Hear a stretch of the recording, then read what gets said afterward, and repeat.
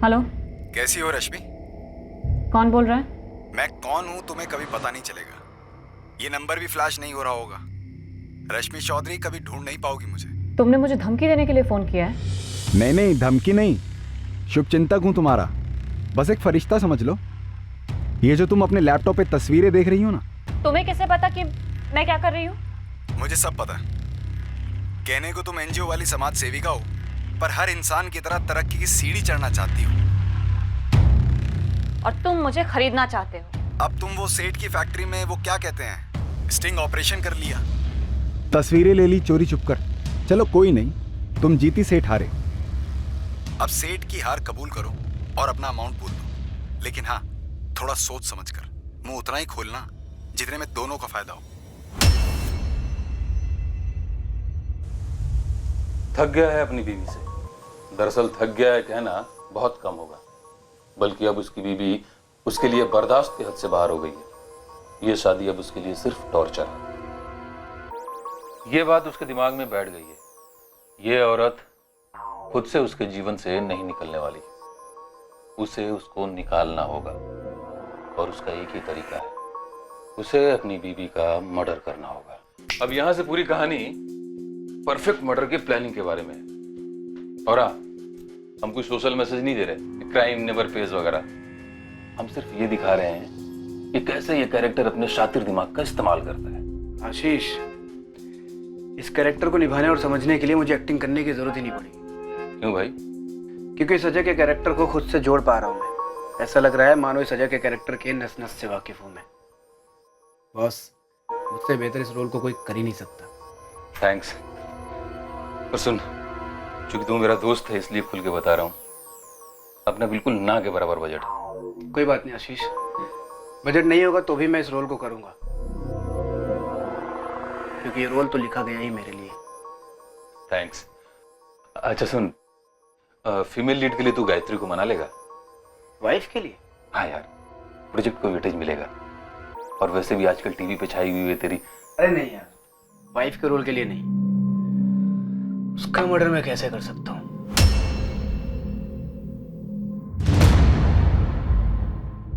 एक परफेक्ट जुर्म की पटकथा लिखी गई थी। एक परफेक्ट जुर्म को अंजाम दिया जाने वाला था। सारे किरदारों को एक जैकपॉट की ख्वाहिश थी, एक ऐसा जैकपॉट जो उन्हें अपनी मंजिलें दिलाता, और वो भी जल्दी। The number you have called is currently switched off. आपके द्वारा डायल किया हुआ नंबर अभी बंद है। रश्मि दीदी, कहाँ हो तुम? कौन से सीक्रेट ऑपरेशन में लगी हुई हो? फोन करो ना, बात करनी है। तुम मुंबई आ रही हो क्या?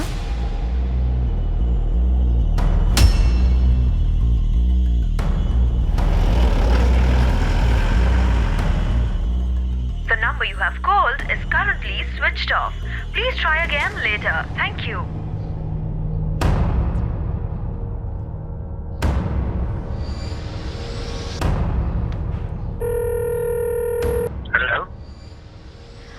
हेलो जीजू, मैं खुशबू बोल रही हूँ। सबसे पहली बात खुशबू, तुम मुझे जीजू बुलाना बंद करो। अब मैं तुम्हारा जीजू नहीं हूँ। हाँ ओके, सॉरी। निखिल, आपको पता है दीदी कहाँ है? मुझे क्यों आइडिया होगा कि तुम्हारी रश्मि दीदी कहाँ है और वो कहाँ गई है, जान के भी मैं करूँगा क्या? तुम शायद भूल रही हो कि 3 साल हो गया तुम्हारी रश्मि दीदी को और मुझे अलग होके, तो उसके ठिकानों के बारे में मुझे कैसे पता होगा? वो क्या है ना जी निखिल, 4 दिन से दीदी का फोन नहीं लग रहा है। तो मैं क्या करूं? प्रताड़ित एक्स हस्बैंड हूं उसका सिक्योरिटी गार्ड नहीं हूं मैं, समझी?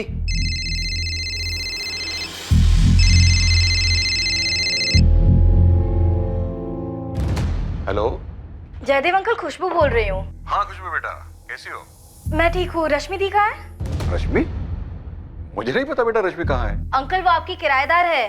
किराएदार थी बेटा, लेकिन वो कुछ दिन पहले ही मकान खाली करके चली गई। उसके साथ सेटलमेंट हो गई, फाइनल डील भी हो गई। मैंने जो उसे फाइनल ऑफर दिया था वो उसने मान लिया और मकान खाली करके चली गई। ऐसे कैसे? दीदी ने मुझे कुछ बताया भी नहीं और मकान खाली कर दिया। अब इसमें मैं क्या कर सकता हूँ बेटा? ये तुम्हारे और तुम्हारे रश्मि दीदी के बीच की बात है। रश्मि चौधरी उम्र 29 कहाँ चली गई थी, कहाँ थी इस वक्त, ये उसके इर्द गिर्द किसी को पता नहीं था। अपनी बहन का पता लगाने रश्मि की छोटी बहन खुशबू चौधरी मुंबई से लखनऊ पहुंची। 20 जुलाई का मेल है तुम्हारी दीदी का। मुझसे मकान मालिक जयदेव भल्ला के खिलाफ केस वापस लेने के लिए कहा। हाय आशुतोष, मेरी जयदेव भल्ला के साथ फाइनली सेटलमेंट हो गई है, तो तुम प्लीज तुरंत केस वापस लेने की अर्जी डाल दो। मैं तुम्हारी फीस आज ही तुम्हारे अकाउंट में ट्रांसफर कर रही हूँ। अगले हफ्ते की डेट मिली अर्जी डालने के लिए। आशुतोष जी, पर रश्मि दीदी कहाँ पर है? मुझे भी नहीं पता खुशबू, कब से उसका फोन ही बंद आ रहा है। मैंने तो उसके एनजीओ के बॉस विक्रम से भी बात की, उन्हें भी कोई आइडिया नहीं। उन्हें रश्मि ने एक मेल किया बस कि कुछ काम से कहीं जा रही है, कुछ समय के लिए कांटेक्ट में नहीं रहेगी। और दीदी ने मुझे एक मैसेज तक नहीं किया। मुझे तो समझ नहीं आ रहा यहाँ हो क्या रहा है। दरअसल जयदेव जी के साथ जो सेटलमेंट हुई ना उसकी, वो रश्मि के बॉस विक्रम के थ्रू ही हुई थी।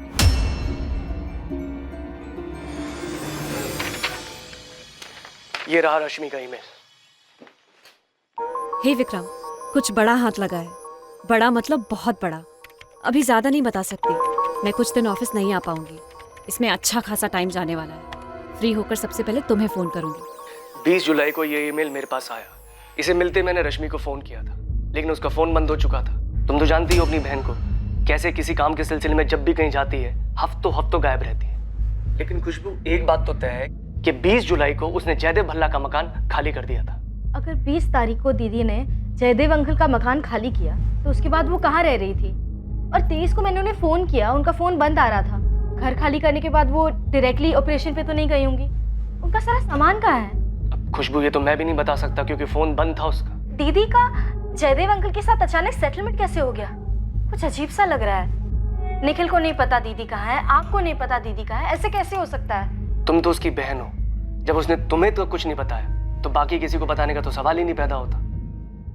रश्मि चौधरी का कुछ पता नहीं चल रहा था और उसकी छोटी बहन खुशबू चौधरी ये मानने को तैयार ही नहीं थी कि उसकी रश्मि दीदी बिना उसे बताए ऐसे कहीं जा सकती है। खुशबू को शक हुआ कि या तो उसकी बहन का अपहरण हुआ है या फिर उसे जबरन कहीं रोका गया है। रश्मि के इर्द गिर्द कुछ बातें थीं जिनकी वजह से उसके लापता होने पर खुशबू को कुछ खटकने लगा था। खुशबू, तुम्हारी बहन रश्मि ने 20 जुलाई को 2 ईमेल्स भेजे, एक अपने लॉयर आशुतोष को और दूसरा अपने बॉस विक्रम सहगल को। दोनों मेल अपनी आईडी से भेजे।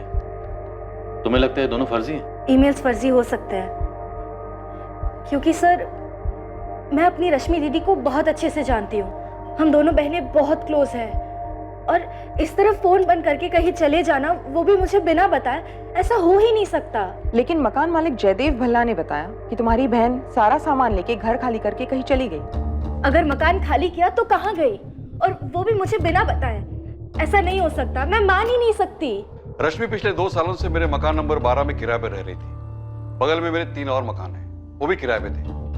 तीनों ने पैसे लिए और खाली कर दिए, लेकिन रश्मि की मांग कुछ ज्यादा ही थी, वो खाली कर ही नहीं रही थी।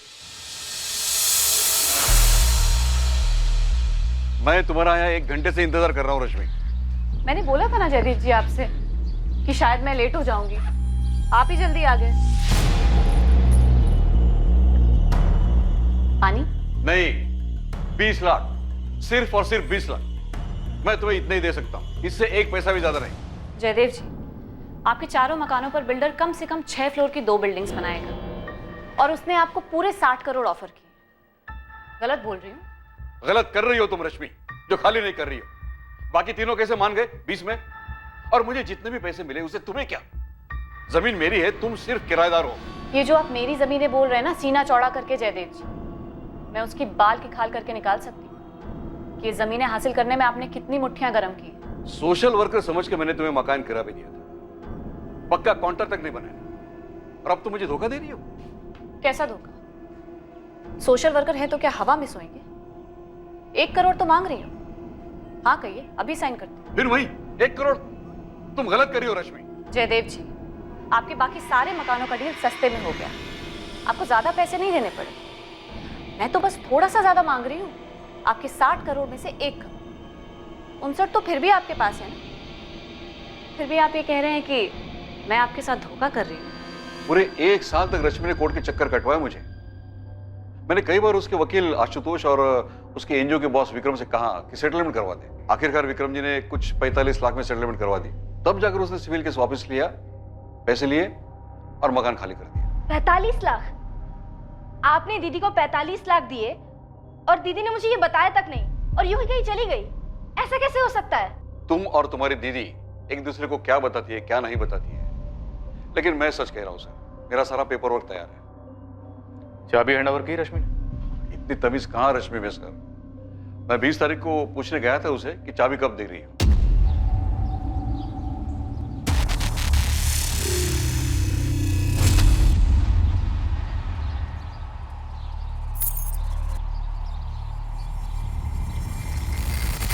जयदेव जी, चाबियां मैंने रख दी हैं और मैंने पूरा मकान खाली कर दिया है। अपना सारा सामान लेके जा रही हूँ। Wish you all the best Jaidev ji. अब आप ही बताइए, मुझे कैसे पता चलेगा वो लड़की कहाँ चली गई? उसके बाद तो मेरा मन ही नहीं हुआ उसे फोन करने का। सोचा चलो अच्छा हुआ भला टल गई। सर, दीदी ने इनको चिट्ठी भेजी, आशुतोष जी और विक्रम जी को ईमेल्स भेजे, लेकिन मुझे एक सिंपल सा टेक्स्ट मैसेज तक नहीं किया। ये कैसे हो सकता है? जब मिलेगी तो पूछ लेना अपनी दीदी से, मुझे पूछने से क्या फायदा। लेकिन मेरी बहन कहाँ है? जयदेव जी, घर की चाबी दीजिए, हमें तलाशी लेनी। हाँ मैम, जयदेव जी बिल्कुल ठीक कह रहे हैं। 17 जुलाई को उन्होंने मुझे 45 लाख कैश दिए थे, जो मैंने उसी दिन रश्मि को दे दिए थे। लेकिन विक्रम जी आपके थ्रू क्यों? जयदेव भल्ला ने कैश डायरेक्टली रश्मि को क्यों नहीं दिया? मैम, जयदेव जी रश्मि से बहुत चिढ़े हुए थे, उसकी शक्ल तक नहीं देखना चाहते थे। रश्मि ने पूरे 1 साल तक उनको कोर्ट के चक्कर कटवाए थे। फिर बड़ी मुश्किल से मैंने रश्मि को समझाया और 45 लाख में मनाया था। ये रहे तुम्हारे 45 लाख, गिन लो। विक्रम, मेरे वकील आशुतोष से ज्यादा भरोसा करती हूँ तुम पे। वो तो मुझे 25 पे सेटल करने के लिए कह रहा था, लेकिन तुम्हारी वजह से कम इतने तो मिले मुझे। लेकिन अगर मैं अड़ी बैठी रहती ना, तो उसे मुझे 1 करोड़ तो देने पड़ते हैं। अगर तुम अड़ी रहती ना, तो तुम केस हार जाती। तुम्हारे एडवोकेट ने भी यही बताया था ना तुम्हें? हाँ, बताया था। फिर मैं हाई कोर्ट पे अपील करती, लेकिन छोड़ती नहीं। मैंने उसे 45 लाख दे दिए। फिर 2 दिन के बाद उसने मुझे बताया कि उसे रहने के लिए एक बहुत अच्छी जगह मिली है, वो वहाँ शिफ्ट हो रही है। मैंने उसे डिटेल्स पूछी तो उसने मुझे बोला कि ऑफिस में आके बताएगी। बस उसके बाद उसका ये मेल आ गया कि कुछ बहुत बड़ा हाथ में लगा है। मैंने जानने की कोशिश भी की, लेकिन तब से उसका फ़ोन बंद है। बहुत बड़ा कुछ हाथ लगा है, मतलब एनजीओ से रिलेटेड? हो सकता है। मैम, मैं आपको एक और चीज़ बताना चाहता हूँ। हमारा एनजीओ समाज से जुड़े काम तो करता ही है, साथ में हम लोग बचाव यानी रेस्क्यू ऑपरेशंस भी करते हैं। मतलब ट्रैफिकिंग? जी, ट्रैफिकिंग, बाल मजदूरी। मैम, पिछले साल हमें ये 2 अवार्ड्स भी मिले हैं। लेकिन अपने बहन को बिना बताए ऐसे रश्मि जा कहाँ सकती है? मैम, सच कहूँ तो मुझे भी बात काफ़ी अजीब लग रही है। मैं इन दोनों बहनों को बहुत अच्छे से जानता हूँ। इनके पेरेंट्स तो बचपन में ही गुजर गए थे। रश्मि ने बड़ी मुश्किल से अपनी पढ़ाई पूरी करी थी और उसके बाद खुशबू को भी पढ़ाया था। तो रश्मि इतनी बड़ी बात खुशबू को ना बताए और कहीं चली जाए, ये हो नहीं सकता मैम।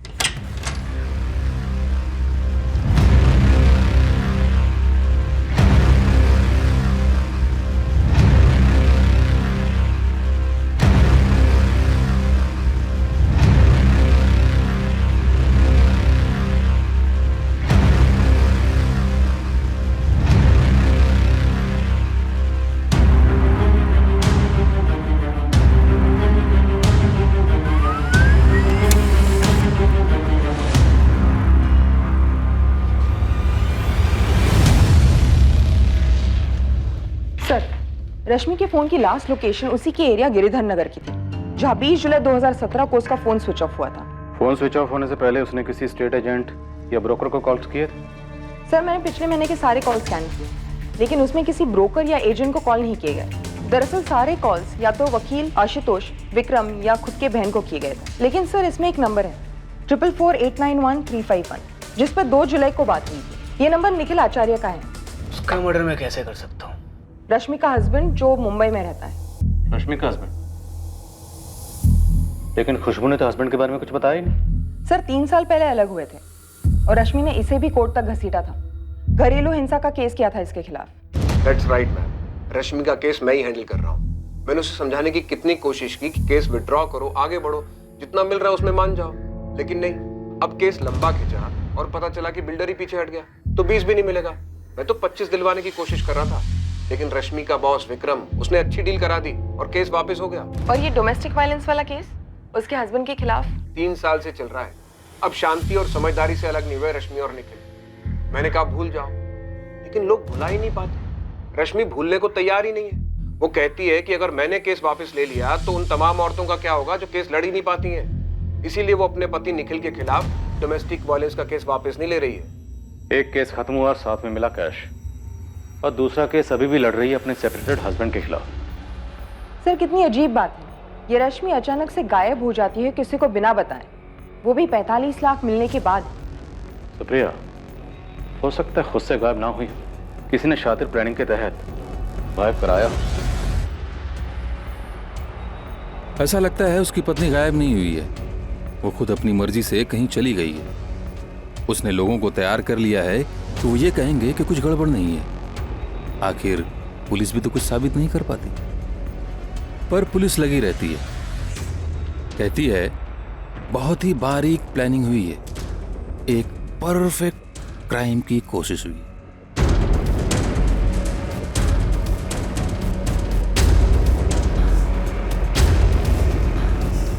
सर खुशबू ने ये मिसिंग वाले इश्तिहार दिया है अखबार में। उसने सुबह कॉल किया था और उसका कहना है कि उसे डाउट है कि रश्मि के साथ कहीं कुछ गलत हुआ है। लेकिन इस डाउट को टटोलने के लिए हमारे पास कोई सुराग भी नहीं। कुछ तो हुआ है। एक सोशल वर्कर का इस तरह अचानक गायब हो जाना या अंडरग्राउंड होना, क्या वजह हो सकती है?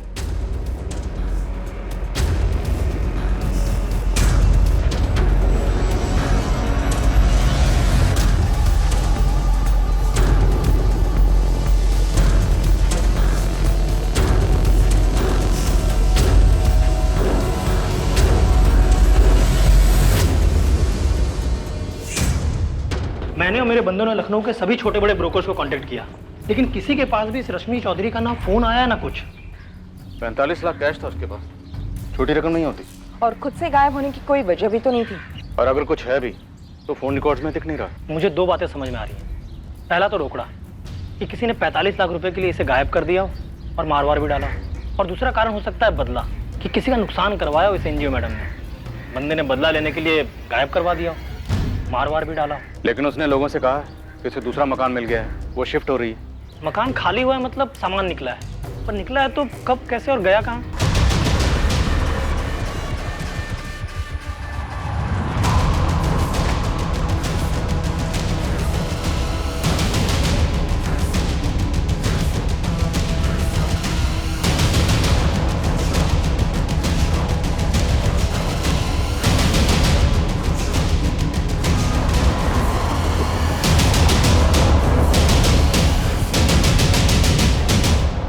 रश्मि का पति निखिल आचार्य जो मुंबई में रहता है। घरेलू हिंसा का केस ठोक रखा है उसको, क्या उसने कुछ किया?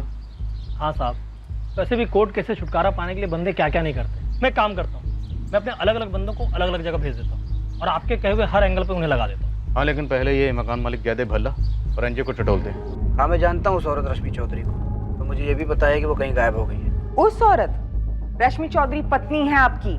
थी, हम अलग हो चुके हैं। डिवोर्स नहीं हुआ है अब तक आपका। ऊपर से उसने केस किया है आपके खिलाफ, और हमें ऐसा लगता है उसके साथ कहीं कुछ हुआ है। कुछ हुआ मतलब? मर्डर? मैंने कहा कुछ हुआ है, मर्डर तो आप कह रहे हैं। ऐसा क्यों कह रहे हैं मिस्टर निखिल आचार्य? मैं इसलिए कह रहा हूँ क्योंकि आपने बात ही इसी तरह से की। एक काम करिए, जल्द से जल्द लखनऊ आ जाइए। बात आपको करनी है, या तो फोन कीजिए या तो मुंबई आइए। आप खुद चुपचाप चले आएंगे या मुंबई पुलिस से उठवाए आपको?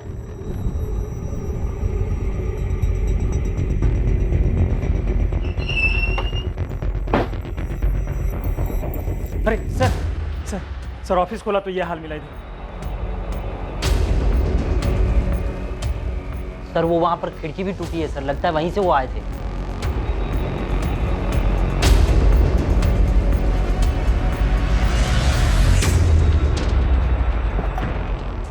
सीसीटीवी वायर काट दी गई है सर। टीवीआर का सारा फुटेज एडिट है सर। मैं तो बोलता हूँ जल्दी से पुलिस को फोन करते हैं। मुझे लगता है ये जो कुछ भी हुआ है ना, रश्मि से जुड़ा हुआ है। रश्मि से? जी जयदेव जी बोलिए। मैंने पूरी ईमानदारी से आपको 45 लाख रुपए दिए थे रश्मि को देने के लिए। इसके बावजूद भी सारी दुनिया मुझे फोन करके पूछ रही है उसके बारे में। बिल्डर भी पूछ रहा है कि आखिर माजरा क्या है। देखिए विक्रम जी, अभी मुझे परेशान मत करिए। मैंने आपके और रश्मि के बीच में सिर्फ बातचीत करवाई थी, आगे खुद हैंडल करिए आप। हाँ, लेकिन आप मेरी बात तो सुनिए विक्रम। सर आप मेरी बात सुनिए, मैं अभी अपने ऑफिस में आया, मेरे ऑफिस में चोरी हुई है, प्लीज मेरी बात समझिए, मुझे अभी परेशान मत कीजिए। खुशबू, तहकीकात चल रही है, हम खाली हाथ नहीं बैठे। हमें भी लगता है कुछ सीरियस हुआ है। सीरियस मतलब सर? खुशबू, अभी पक्का नहीं है। हम हर मुमकिन कोशिश कर रहे हैं। हर पहलू में तहकीकात जारी है। हमने सभी पुलिस स्टेशन में खबर भिजवाई है कि पिछले 1 महीने में जितनी भी अनआइडेंटिफाइड बॉडीज मिली हैं, उनकी डिटेल्स हमसे शेयर करें। ये सब बहुत अजीब है। पिछले 1 साल से मेरी दीदी उस मकान के लिए लड़ रही थी और फिर 45 लाख में मान गई, और फिर बिना किसी से कुछ बताए, किसी से कुछ कहे, अचानक मकान छोड़कर चली गई। सर, ये सब मुझे बहुत अजीब लग रहा है। तुम्हारी बात सही है, पर 45 लाख भी बड़ी रकम होती है, तो कुछ तो गड़बड़ हुई। अब या तो ये केस पैसों की हेराफेरी का है, या फिर हो सकता है तुम्हारी दीदी से किसी की कोई दुश्मनी रही हो एनजीओ के कामों को लेकर। हम सबसे पूछताछ कर रहे हैं, पर पूछताछ एक पॉइंट तक ही हो सकती है। कोई सुराग हो, कोई सबूत हो, तो ही बात आगे बढ़ सकती है। वैसे हमने निखिल आचार्य को बुलाया Lucknow. Nikhil? Oh my God. क्या हो खुशबू, कुछ जानती हो? सर, मैंने निखिल को कॉल किया था मेरी दीदी के बारे में पूछने के लिए कि शायद उन्हें कुछ पता हो, लेकिन बहुत ही रूडली बात की उन्होंने मुझसे। मेरे किसी भी सवाल का सीधा जवाब नहीं दिया उन्होंने। खुशबू, तुम्हारी दीदी का ये सेपरेटेड हस्बैंड निखिल आचार्य आदमी कैसा? तुम्हें लगता है वो कुछ कर सकता है? सर, कौन क्या कर सकता है मुझे कुछ समझ नहीं आ रहा। मुझे सिर्फ इतना लग रहा है कि मेरी दीदी कोई बहुत बड़ी मुसीबत में फंस गई है। जावेद भाई। नीलेश, बोल भाई, क्या खबर है? ये रश्मि चौधरी जो है, ये समाज सेवा में थी। अबे, तुम मुझे बता रहा हो क्या थी? ये बता कहाँ है? कानपुर। कानपुर में है? अरे नहीं, कानपुर में प्रकाश सेठ है, एक चूड़ियों का छोटा सा कारखाना है उसका।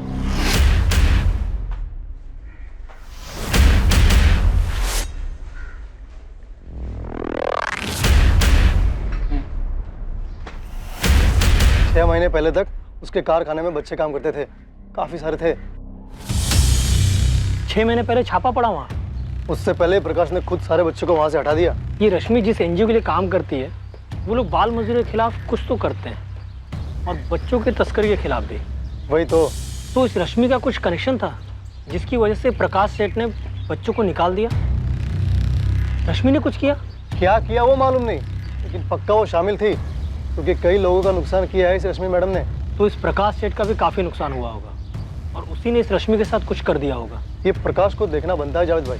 तो अब सीधे लग जाए ये पता लगाने में किस प्रकाश सेठ ने किसे सुपारी दी और लाश को कहाँ ठिकाने लगाया। क्या खबरी जावेद का शक सही था? क्या रश्मि का कत्ल हो गया था और उसकी लाश ठिकाने लगा दी गई थी? क्या उसके कत्ल का कारण था उसका काम, जिसमें गैर कानूनी बाल मजदूरी से बच्चों को बचाया जाता था? या फिर मर्डर का कारण कुछ और ही था, कोई पर्सनल एंगल? इस जुर्म की कहानी लिखने वाले ने बहुत मेहनत की थी, कोई गुंजाइश नहीं रहने दी थी कि जिससे रश्मि के गायब होने का रहस्य खुल जाए।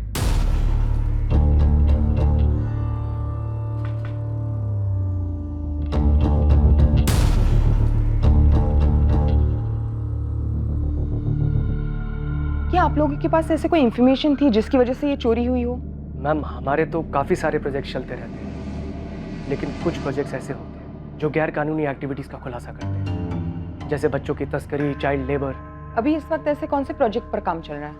मैम, सच कहूँ तो अभी तो कोई भी ऐसा प्रोजेक्ट नहीं है। दरअसल मैम, जैसे ही मैंने ऑफिस की हालत देखी, सबसे पहले रश्मि की उस मेल का ख्याल आया। हाय विक्रम, कुछ बड़ा हाथ लगा है। बड़ा मतलब बहुत बड़ा, अभी ज़्यादा नहीं बता सकते, इसमें बहुत ज़्यादा समय लगने वाला है, इसलिए कुछ दिन ऑफिस नहीं आ पाऊँगी, लेकिन फ्री होकर सबसे पहले तुम्हें ही फ़ोन करूँगी।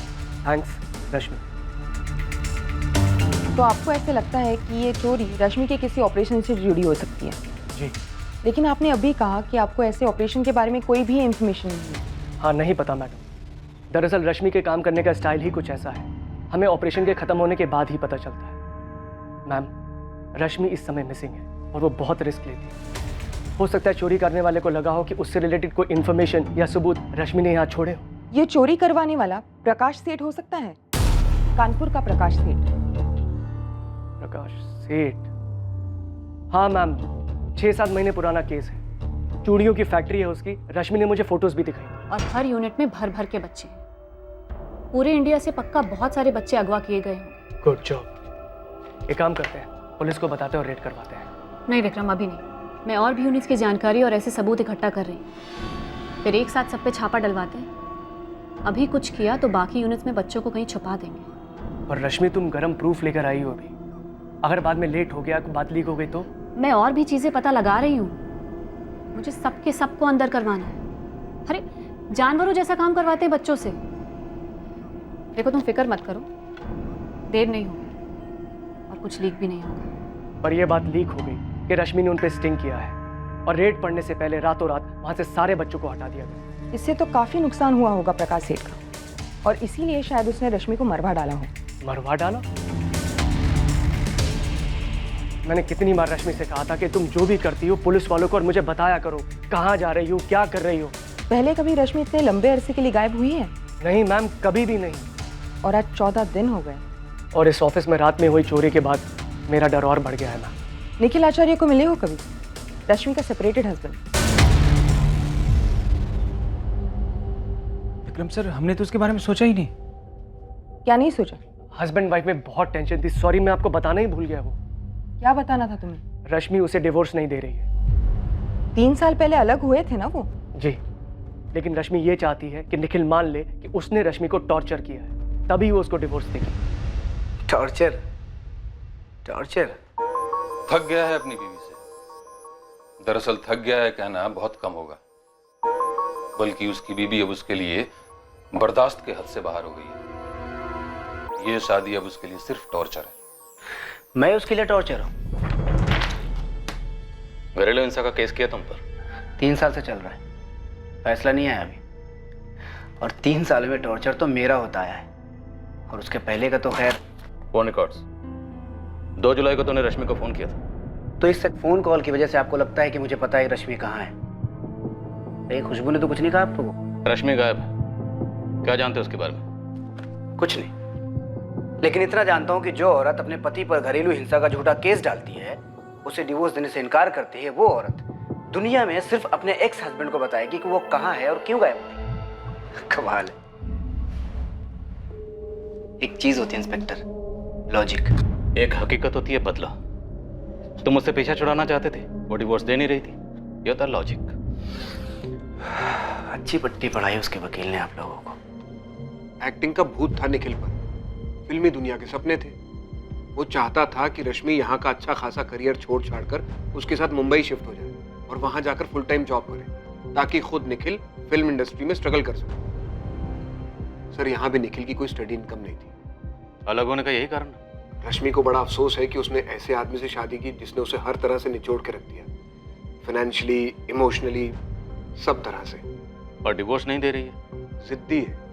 वो निखिल को उसके किए की सजा दिलवाना चाहती है। ये निखिल किसने बदला लिया होगा? कुछ करवाया होगा रश्मि के? सर, निखिल तो हताश हो चुका है इस केस को लेकर। रश्मि कहती है कि वो तो पागलों की तरह पीछे पड़ा है इस केस को वापस करवाने के लिए। हम दोनों की लाइफ रुकी हुई है रश्मि। मुझे काम से टाइम निकाल कर लखनऊ कोर्ट आना पड़ता है। मुंबई से फ्लाइट का कॉस्ट तुमको पता है, ऊपर से वक्त की कीमत। और जो कीमत मैंने भरी तुमसे शादी करके, उसे कोई कोर्ट भी भर कर नहीं दे सकता। जो तुमने खुद को पेश किया मेरे सामने और शादी के बाद जो तुम निकले, उस एक्टिंग के लिए कोई अवार्ड तो मिलना चाहिए तुम्हें। किसी हाथ उठाने के लिए केस चल रहा है तुम पर कोर्ट में। अब अगर मुझे छुआ भी ना तो केस और बिगड़ेगा और फिर मुंबई लौट के यहाँ आना पड़ेगा। और मैं तो पीछे नहीं हटूंगी। तुमने जो परेशानियां दी है ना मुझे मेरी लाइफ में, उसके बदले में सूद समेत भरपाई करवाने का प्लान है मेरा।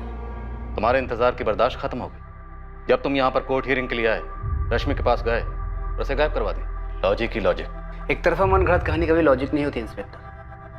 आप रश्मि से मिले तक नहीं, उसका असली चेहरा तो क्या आपको नकली चेहरा भी नहीं पता?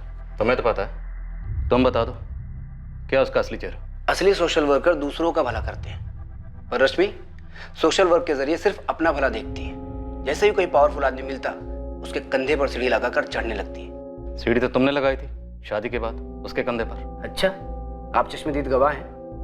नहीं, आप मुझे बताइए, आप रोज देखने आते थे। लव मैरिज थी हमारी, मेरी तरफ से प्यार भी था, और उसका मकसद सिर्फ कामयाबी, जो तुम्हें मिली नहीं थी। शुक्र है कि उसके रहते नहीं मिली, और जब मिली तो उसको लगा कि इसका भी शिकार किया जा सकता है। आदत है उसकी। कैसा शिकार? क्या आदत है? बोलो। पैसा। आप लोगों को दिखा नहीं किस तरह से उसने पैसों के लिए मकान मालिक को रगड़ा? वो मुझसे भी पैसा ही चाहती है। पैसा सबकी लाइफ में जरूरी होता है, जैकपॉट सबको चाहिए होता है, पर रश्मि उसके लाइफ में सबसे ज्यादा जरूरी सिर्फ और सिर्फ पैसा ही है। वो हर बंदे में अपना जैकपॉट ढूंढती है। सोशल वर्कर के नकाब के पीछे आप लोग देख ही नहीं पाए। तो अब तक आपने जितनी भी कहानी रश्मि के बारे में सुनी है, माफ करना इंस्पेक्टर, वो पूरी तरह से गलत है। वो औरत पैसे के परे कभी कुछ सोच ही नहीं सकती।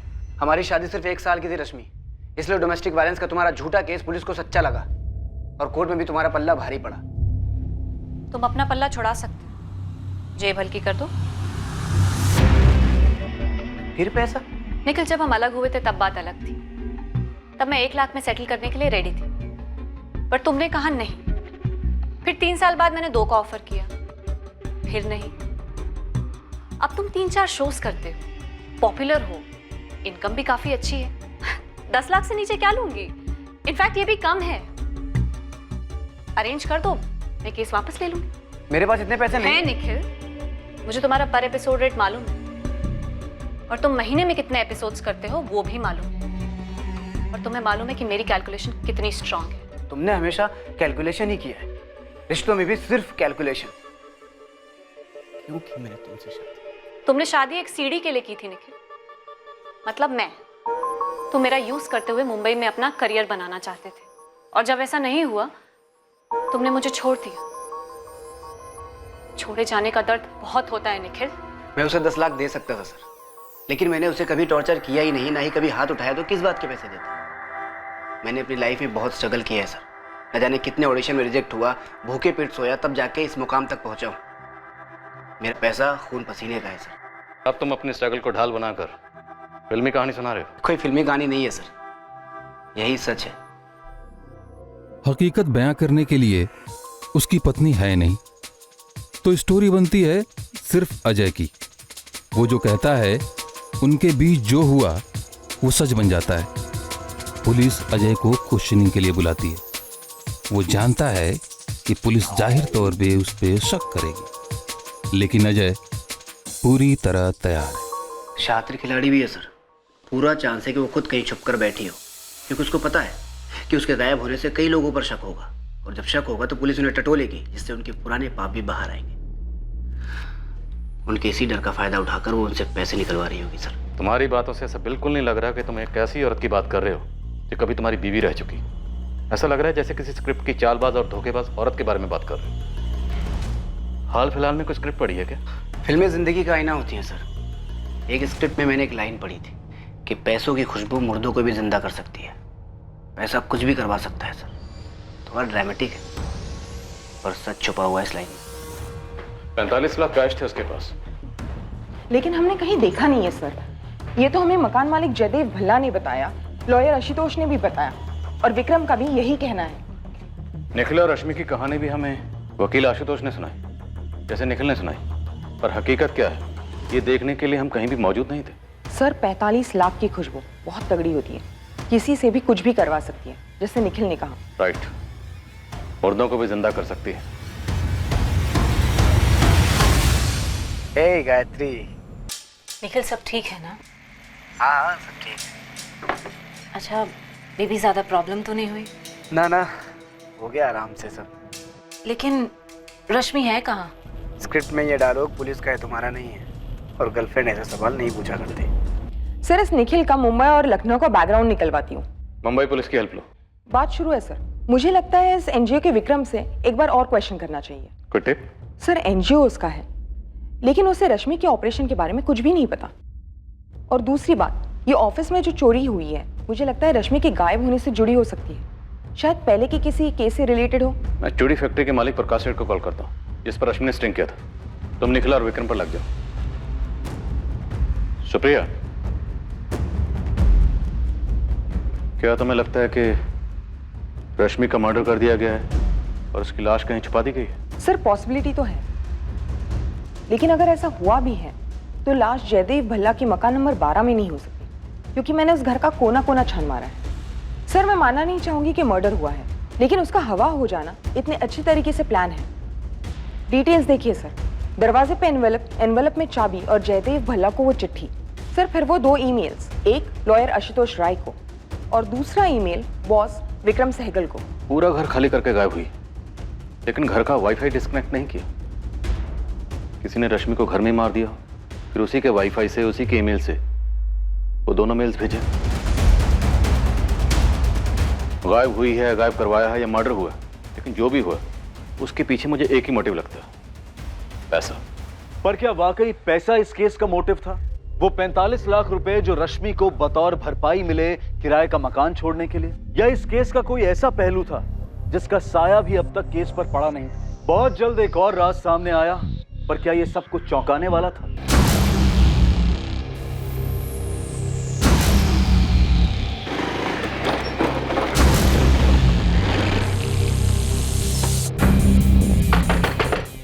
अबे दरवाजा तोड़े। नीलेश, तेरे कानपुर के उस चूड़ी फैक्ट्री के ओनर प्रकाश सेठ की पुलिस इंटरव्यू ले रही है। लेने दीजिए जावद भाई, एक ताजी वाली सुनो। इसी केस की टिप है। अब क्या टिप है भाई? अपना हिस्ट्री चीटर है ना सुरेश मल्ला उर्फ खंबा, पी के कुछ उगल दिया क्या?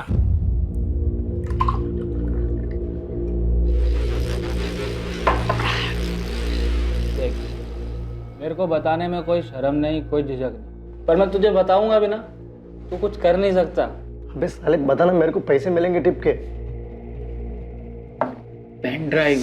क्या पेन ड्राइव? कंप्यूटर में जो अबे इत्तू सा लगाते हैं वो। तो तू वो इत्तू सा एक चीज चुराने के लिए वहां गया तू? अबे एक नहीं, सारे उड़ा दिए।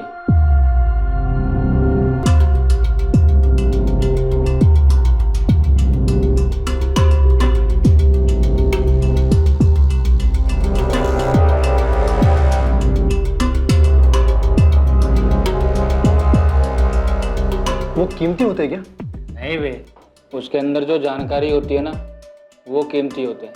कुछ 7-8 मिले थे, सब पहुंचा दिए। किसे? बलवीर यादव।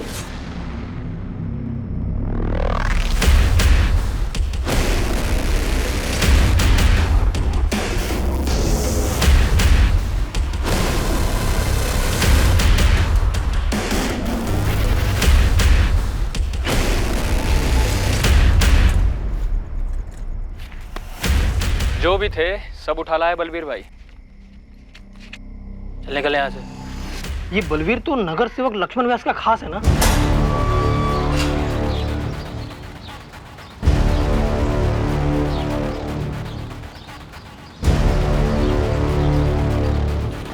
भाई जी,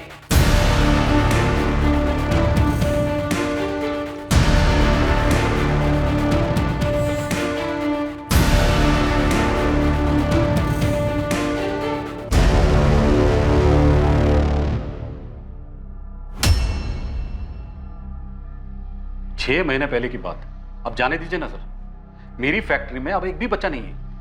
रश्मि के स्टिंग ऑपरेशन की खबर अगर लीक होकर तुम तक ना पहुंचती तो रेड होने से पहले तुम बच्चों को फैक्ट्री से बाहर ना निकाल पाते और इस वक्त तुम जेल के अंदर होते।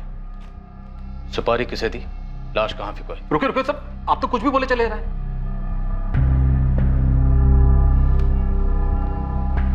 कबूल करता हूं 6 महीने पहले मेरी फैक्ट्री में बच्चे थे, कबूल करता हूं। मुझे रश्मि चौधरी वाले स्टिंग ऑपरेशन के बारे में खबर मिली।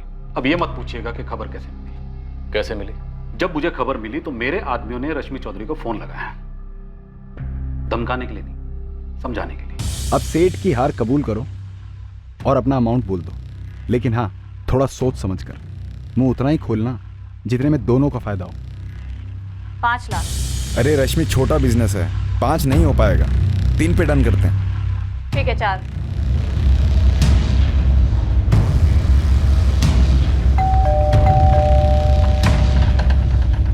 गिन लो, 4 हैं। वहीं रुको, मैं गिन के आती हूँ। कोई धमकी नहीं, कोई मर्डर नहीं, बस 4 लाख में काम हो गया। तुम कह रहे हो कि रश्मि ने तुम पर स्टिंग किया और फिर तुमसे 4 लाख लेकर तुम्हें रेड की टिप दी और रेड होने से पहले तुमने बच्चों को फैक्ट्री से हटा दिया। हाँ, और मैंने अपने कान पकड़ लिए कि आगे से बच्चों को कभी काम पे नहीं रखूंगा, क्योंकि 4 लाख की रकम मेरे लिए बहुत बड़ी होती है। तो 4 लाख वापस लेने के लिए और अपने नुकसान की वजह से तुमने रश्मि चौधरी को मरवा दिया। धंधा करता हूँ सर, रोजाना हर किस्म के लोगों से मुलाकात होती रहती जो हद से ज्यादा गुस्सा दिलाते हैं।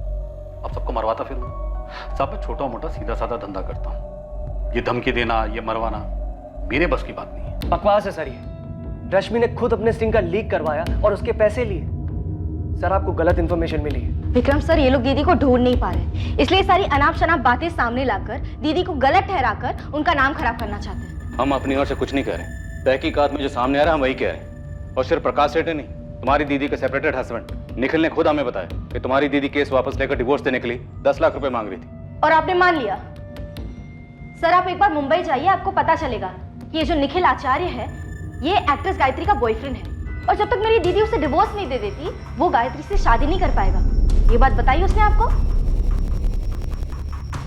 सर आप एक बार मुंबई जाइए, आपको पता चलेगा कि ये जो निखिल आचार्य है ये एक्ट्रेस गायत्री का बॉयफ्रेंड है, और जब तक मेरी दीदी उसे डिवोर्स नहीं दे देती वो गायत्री से शादी नहीं कर पाएगा। ये बात बताई उसने आपको? नहीं ना? सर दीदी के गायब होने से सबसे ज्यादा फायदा निखिल को हो रहा है, वो शादी कर पाएगा। अब बोलिए, निखिल एक्टर बहुत अच्छा है, लेकिन मुझे उम्मीद नहीं थी कि आप लोग भी सीरियल के ऑडियंस के जैसे उसकी एक्टिंग को सच्चाई समझ लेंगे। इस निखिल के बारे में तो मुझे नहीं पता, लेकिन ये जो लॉयर है आशुतोष, बहुत बड़ी, वो सेपरेटेड हस्बैंड का नाम ले रही है और तुम लॉयर का। सर जयदेव जी ने मुझे 45 लाख दिए, डील मैंने कराई, ओके। फिर मेरे पहुंचने से पहले आशुतोष रश्मि को 25 लाख के लिए क्यों मनवा रहा था? तुम अच्छी डील कर लेते होगे शायद, लेकिन इससे आशुतोष मुजरिम नहीं बन जाता। पर सर जिस तरह से रश्मि गायब हुई है, फिर मेरे पास और लॉयर के पास ईमेल्स आते हैं, जयदेव जी के पास लेटर आते हैं, तीनों ऐसे डॉक्यूमेंट्स हैं जो कोर्ट में सबूत माने जाएंगे कि रश्मि ने भेजे हैं। 3 लीगल डॉक्यूमेंट्स, कोर्ट में माने जाने वाले सबूत, सब यही प्रूफ करने के लिए कि रश्मि खुद कहीं गई है। और यही थ्योरी निखिल भी सामने रख रहा है। तो ये लॉयर और पति क्या ये मिले हुए नहीं हो सकते? Excuse me sir. सर एक मिनट। सर विक्रम के एंट्री ऑफिस में जो चोरी हुई थी वो पेनड्राइव्स के लिए हुई थी। कौन से केस के पेनड्राइव? प्रकाश सेठ के या कोई और? सर केस के बारे में तो पता नहीं, लेकिन जावेद खबरी ने बताया कि पेनड्राइव्स की चोरी एक्स नगर सेवक लक्ष्मण व्यास के किसी खास आदमी बलवीर ने करवाई।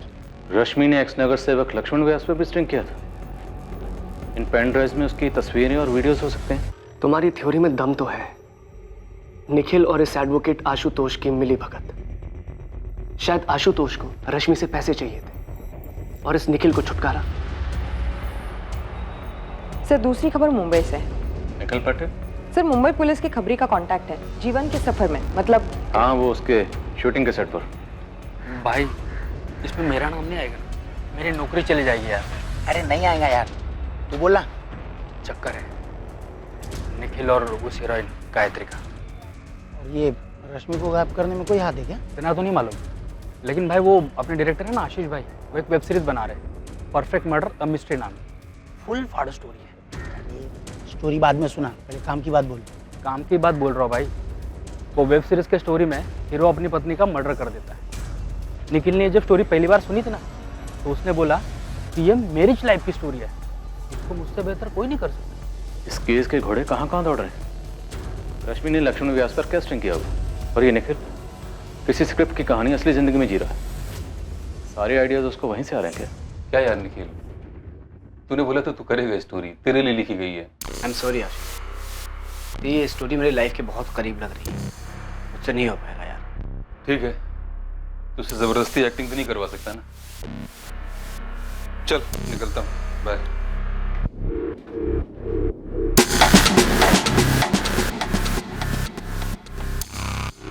और हाँ निखिल यार, मैंने दिन रात एक करके ये स्क्रिप्ट लिखी, बहुत मेहनत किया है, तो प्लीज किसी के साथ शेयर मत करना, अपने तक रखना। पागल है क्या आशीष? तेरी कहानी है, मुझे थोड़ी याद रहेगी, तो टेंशन मत ले। ठीक है, निकलता हूँ, चल बाय।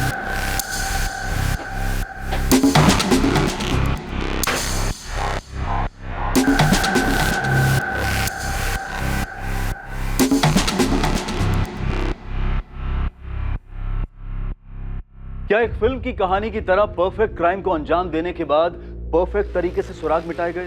केस में अब कई संदिग्ध थे और कई मोटिव्स भी। एक तरफ निखिल था जो गायत्री से शादी करने के लिए रश्मि से पीछा छुड़ाना चाहता था, दूसरी तरफ थी एक अजीब सी चोरी जिसमें 8 पेन ड्राइव चुराए गए थे, जिनमें शायद रश्मि द्वारा किए गए किसी स्टिंग ऑपरेशन की फुटेज थी, और शायद रश्मि उससे पैसा कमाने के चक्कर में थी। रश्मि का पैसों का लालच इस केस में 1 से ज्यादा बार उठकर आया था। क्या पैसों की खुशबू रश्मि से कुछ भी करवा रही थी?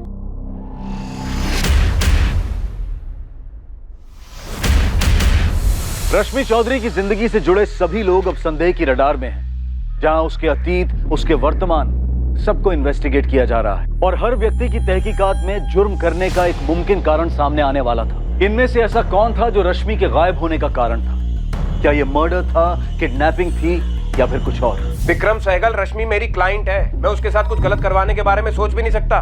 तुम्हारी हिम्मत कैसे हुई मुझ पे उंगली उठाने की? आशुतोष, मैंने तुम पर कोई इल्जाम नहीं लगाया। मैंने पुलिस के पूछने पे उन्हें सिर्फ इतना बताया था कि तुमने रश्मि को जयदेव जी के 20 के अगेंस्ट 25 पर सेटल होने की सलाह दी थी और मैंने उसे 45 दिलवाए। और ये काम मैंने खुद नहीं किया है, मुझे जयदेव जी ने रिक्वेस्ट किया था रश्मि से बात करने के लिए, उसे समझाने के लिए, इसीलिए मैंने उससे बात की थी। अरे जयदेव जी ने 45 कैश तुम्हारे हाथ में दिए ना, तुमने दिया रश्मि को या उसे गायब करके सारा कैश खुद ही रख लिया? वाह, मेरे एक स्टेटमेंट से तुम्हें पुलिस ने इंक्वायरी के लिए क्या बुला लिया? तुम मुझे ही मुजरिम साबित कर रहे हो। देखो, शुरुआत तुमने की है, ताली एक हाथ से बजती है क्या?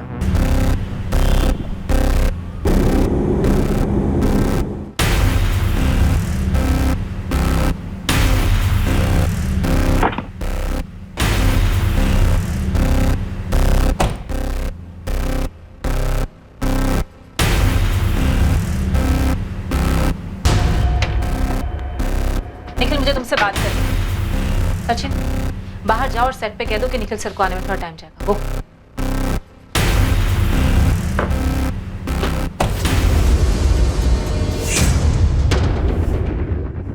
लखनऊ पुलिस से मुझे कॉल आया था।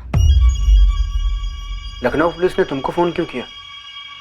क्या पूछ क्या रहे थे? यही कि तुम्हारा और निखिल आचार्य का क्या रिश्ता है? क्या तुम दोनों शादी करने वाले हो? क्या निखिल रश्मि का जिक्र करता है? तुम्हें पता है कि रश्मि कहाँ गायब हुई है? उनका दिमाग खराब हो गया है क्या? रश्मि के गायब होने से तुम्हारा क्या कनेक्शन? तुम्हारा है। गायत्री, नहीं, मैं जानना चाहती हूँ क्या तुम्हारा हाथ है रश्मि को गायब करने में? तुम ये बोल भी कैसे सकती हो गायत्री? तुम मुझसे प्यार करती हो ना? निखिल, प्यार अपनी जगह पे है, पर इन सब में मेरा नाम आया। जानते हो इसका मतलब क्या है? मेरे पेरेंट्स मुझसे सवाल पूछेंगे, माय फैंस, मीडिया सब यही कहेगा कि हाईएस्ट टीआरपी शो बेजुबा की मेन हीरोइन गायत्री एक मर्डर एक्यूज निखिल आचार्य से शादी। एक मिनट, मर्डर एक्यूज? मिसिंग से मर्डर एक्यूज? दिमाग खराब हो गया उनका? तुम इतना रिएक्ट क्यों कर रही हो यार? रश्मि ने तुम पे डोमेस्टिक वायलेंस का केस किया है, जिसके चलते तुम्हें डाइवोर्स नहीं मिल रहा और उसकी वजह से हम दोनों की शादी नहीं हो पा रही। तो ये रीजन लग रहा है पुलिस को? सच सच बताओ कि रीजन क्या है? पुलिस मुझे हिंट दिए जा रही है कि रश्मि को रास्ते से हटाने के लिए तुमने उसका मर्डर कर दिया। उन्होंने लाइफ को कोई क्राइम शो या थ्रिलर फिल्म समझ रखा है क्या? Perfect murder, a mystery. ये स्क्रिप्ट आशीष ने तुम्हें ऑफर की? हाँ की। तो ये कि पुलिस मुझे कह रही थी कि रश्मि के केस की कहानी और वो स्क्रिप्ट बहुत मैच करती है जो तुम्हें ऑफर हुई है। ये क्या कर रहे हो तुम आशीष के साथ? हाँ,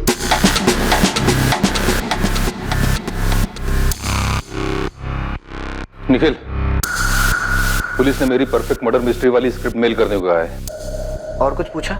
नहीं, पहले मुझे ये बता कि तूने किया क्या है। अरे क्या करूंगा मैं यार? अपनी वाइफ को गायब करवाऊंगा, मार डालूंगा उसे। मुझसे पूछ रहा है या मुझे बता रहा है तू? सोच रहा हूँ आशीष। एक मशहूर कहावत है कि किसी चीज को शिद्दत से चाहो तो तुम्हें उसे दिलाने में पूरी कायनात साजिश करती है। अपनी डायलॉगबाजी अपने पास रख तू। मुझे तो ये बता कि तू कौन से साजिश में इन्वॉल्व है, सच बोल।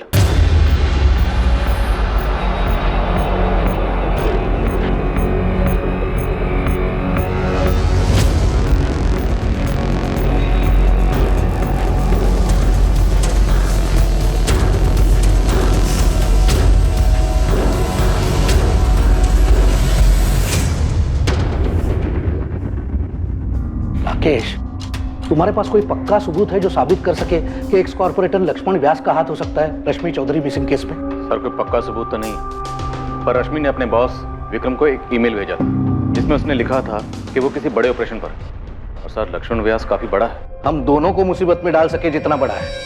सर, हम उस पर कोई उंगली तो नहीं उठा रहे, हम सिर्फ इतना जानना चाह रहे हैं कि एनजीओ के उन पेन ड्राइव में ऐसा क्या जिन्हें हासिल करने के लिए उसने अपने आदमियों से उनकी चोरी करवाई। एनजीओ के सारे पेन ड्राइव्स सिर्फ रश्मि के तो नहीं थे।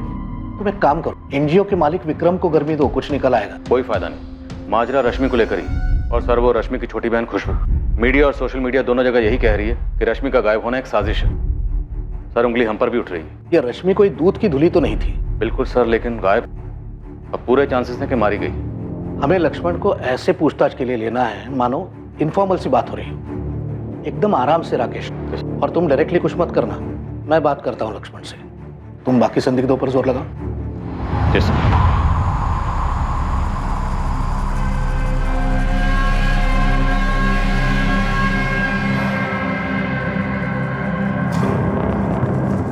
आंचल, मैं आज ऑफ ले रही हूँ। थोड़ी तबीयत खराब है और मैं बहुत ज़्यादा परेशान हूँ। सॉरी।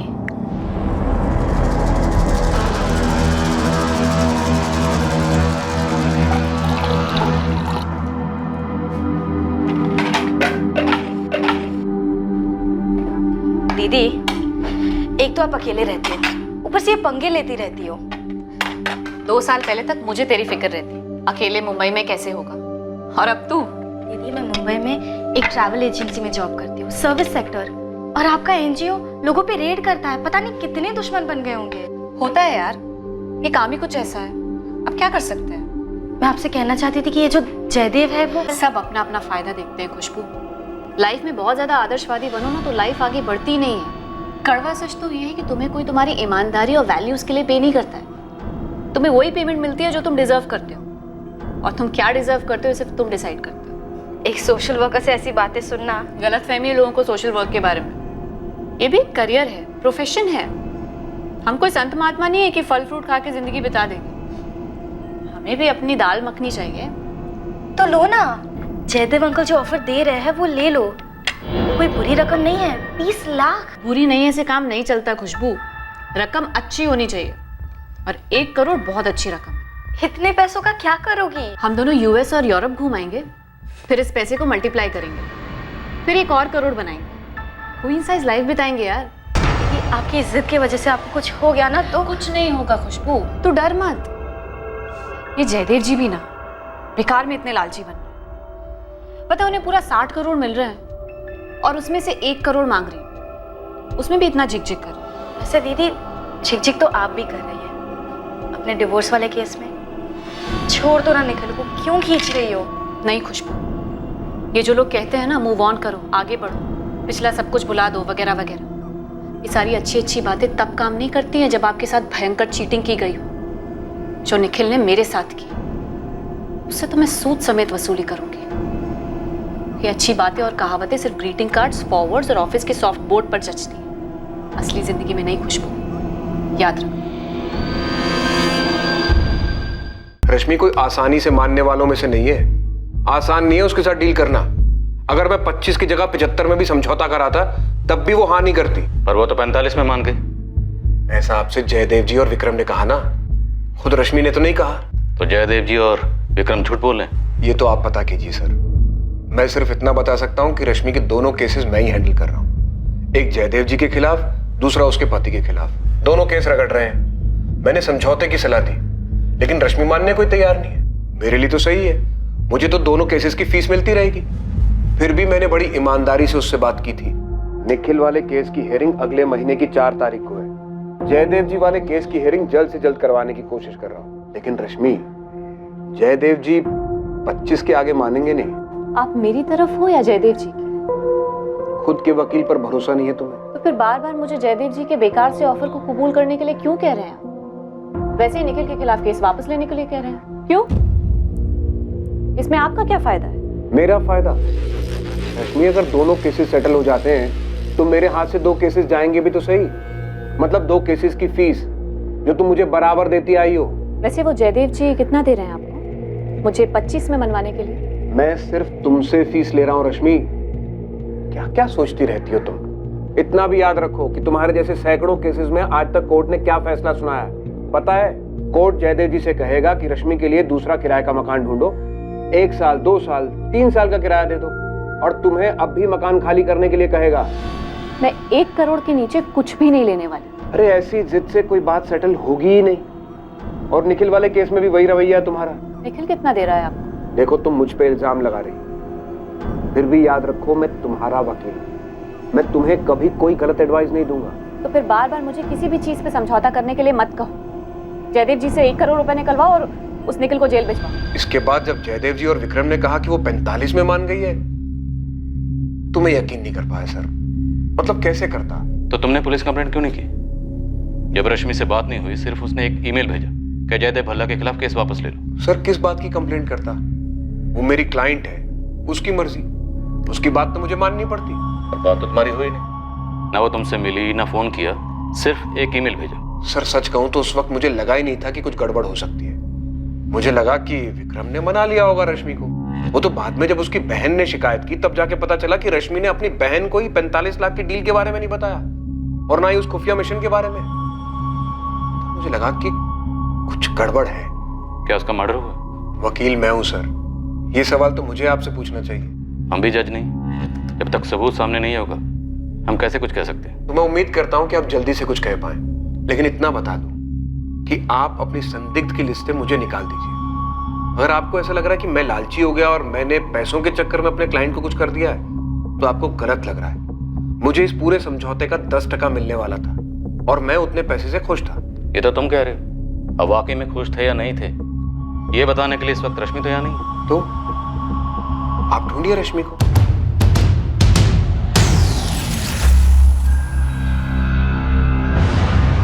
ये आशुतोष राय बहुत ही छोटे लेवल का वकील है। छोटे मोटे क्रिमिनल के बेल केसेस, ट्रैफिक वाले केसेस, ऐसे ही केसेस आते हैं इसके पास। छोटा सा ऑफिस है, वो भी किराए का, खुद का ऑफिस भी नहीं है उसके पास, लेकिन बड़े बड़े अरमान है इस वकील के।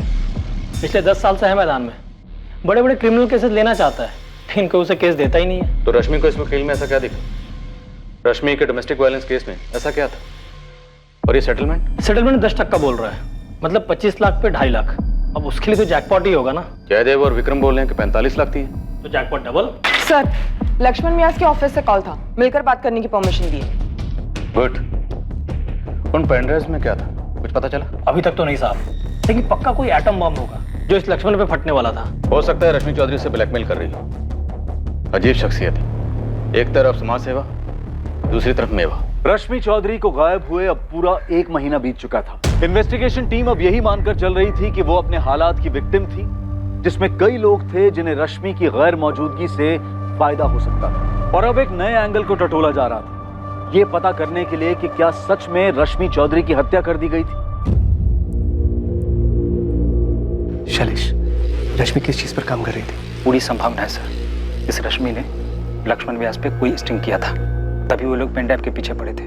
तो फिर उसने मुझे क्यों नहीं बताया? प्रकाश सेठ चूड़ियों की फैक्ट्री वाले स्टिंग के बारे में कहाँ बताया था? वो तो हमें दूसरों से ही पता चला था ना। अच्छा, ये जो चोरी हुई थी पेनड्राइव, तुमने उसकी लिस्ट बनाई है? हाँ सर, लेकिन उसमें एक भी पेनड्राइव रश्मि का नहीं था। सर, रश्मि अपना कोई भी सामान ऑफिस में छोड़ती नहीं थी।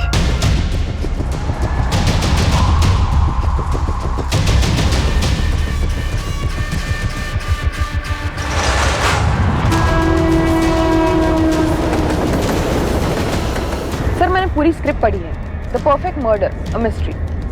क्या स्क्रिप्ट में? एक पति पूरी बारीकी से प्लान करके अपने पत्नी को मार डालता है और दुनिया को ऐसे लगता है कि वो खुद से गायब हुई है। ये तो बिल्कुल रश्मि चौधरी के केस जैसा। सर, कुछ ज्यादा ही सिमिलर है, इसलिए मैंने स्क्रिप्ट के राइटर डायरेक्टर आशीष दास, निखिल आचार्य और उसकी गर्लफ्रेंड गायत्री, तीनों को पुलिस स्टेशन बुलाया है। सर, अगर रश्मि मारी गई है, कारण या तो ये पैसे हैं, वो 45 लाख रुपए, या तो ये टूटी शादी जो पूरी तरीके से टूटी नहीं है। पेनड्राइव चुराने वाले ने सोचा था कि पेनड्राइव रश्मि की, ऐसा भी क्या ढूंढा जा रहा था? क्या इसकी सच्चाई आसानी से सामने आती? देखिए इंस्पेक्टर राकेश, जो पूछना है जल्दी पूछिए, कहा है कि मुझे एक मीटिंग में जाना है। डीसीपी साहब ने फोन किया था, इसलिए मैं आपको समय दे रहा हूँ। पूछिए, क्या पूछना है बताइए। लक्ष्मण जी, आप रश्मि चौधरी को कैसे जानते हैं? देखिए, हम दोनों समाज के लिए काम करते हैं, इसलिए कभी कभार मुलाकात भी हो जाती है और एक दूसरे की मदद भी हो जाती है। लेकिन अभी वो जो बाल मजदूरी के लिए काम कर रही है ना, इसके लिए बड़ी कदर करता हूँ उसकी। सर, जिस एनजीओ में रश्मि चौधरी काम करती है वहाँ हाल ही में एक चोरी हुई और वहाँ से पेन ड्राइव चुरा गए, सिर्फ पेन ड्राइव। ये तो बड़ा अजीब बात है। सर, हमारे सोर्सेज ने बताया कि पेन ड्राइव्स की चोरी हमने चोरी करवाई, हमने करवाई है पेन ड्राइव की चोरी। क्या मैडम, आप भी अजीब बात करती हैं। ये 100-150 रुपया में पेन ड्राइव मिलता है और उसकी चोरी मैं करवाऊंगा? इसी के लिए अप्लाई है क्या? इतना समझ नहीं है मेरे को। इसने आपके आदमी बलवीर का नाम लिया है। क्या मैडम, वही सोर्सेज की बात आप करती हैं? अरे हमारे बहुत विरोधी हैं, वो कुछ भी कहेंगे तो उसके पीछे मैं भागता रहूं। इंटरनेट पर बहुत तरह की बातें होती हैं, तो सबका जवाब देता फिरूं क्या मैं? है? और रही वो पेन ड्राइव की बात, है ना मैम, उस पेन ड्राइव में ऐसा कुछ नहीं है। सर, आपका ज्यादा वक्त नहीं लूँ, सीधा सवाल पूछता हूँ। पूछिए। उन पेन ड्राइव्स में ऐसा क्या है जो आपके लिए खतरा हो सकता है, जिसकी वजह से रश्मि चौधरी गायब हुई? देखिए, रश्मि चौधरी गायब हुई, इसका बहुत दुख है और उम्मीद करते हैं कि आप जल्द से जल्द उनको ढूंढ में निकालेंगे। और रही पेन ड्राइव की बात, तो पेन ड्राइव में हमारे खिलाफ कुछ हो ही नहीं सकता।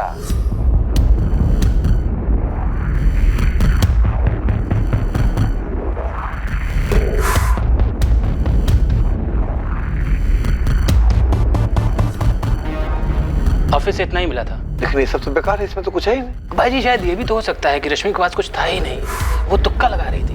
वो तुक्का नहीं भिड़ा रही तो अब कहाँ ढूंढे? ऐसी कौन सी जगह बाकी रह गई है?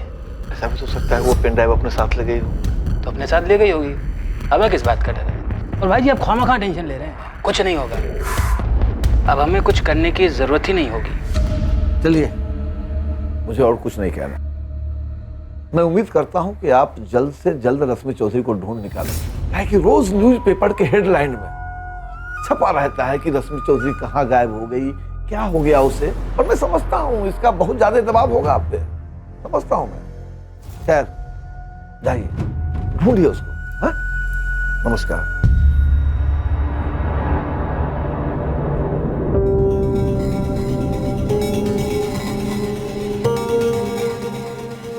सर जी,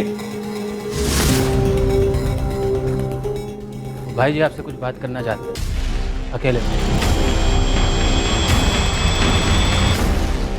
एक रिक्वेस्ट है आपसे। जो बात मैं आपको बताने जा रहा हूं, ये बात किसी को कानो कान पता नहीं चलनी चाहिए। और किसी को पता चल भी जाती है तो मुझे ये पता चल जाएगा कि इसका सोर्स क्या है। नहीं होगी सर। अब बताइए रश्मि चौधरी से आपका क्या कनेक्शन है? आपके साथ महिला ऑफिसर थी, उसमें मैं आपको ये बात नहीं बता पाया। कभी कभी इस फार्म हाउस पे हम औरतें बुलाया करते हैं, और आप समझदार हैं, क्यों बुलाते हैं?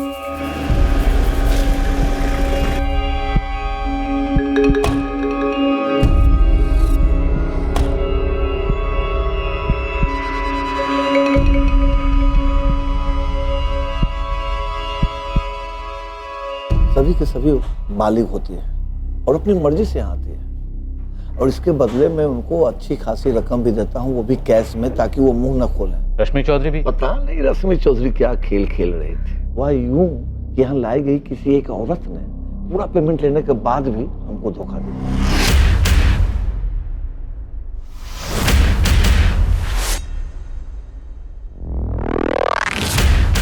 फिर मुझे उस रश्मि चौधरी का फोन आता है। रश्मि, तुम मुझे ब्लैकमेल कर रही हो? Laxman ji, video quality, lighting, sound top quality का है। कोई भी बोलेगा कि आप ही हो, और जो आप कर रहे हो, आप क्या बोलो? कौन थी वो? नाम बताओ उसका।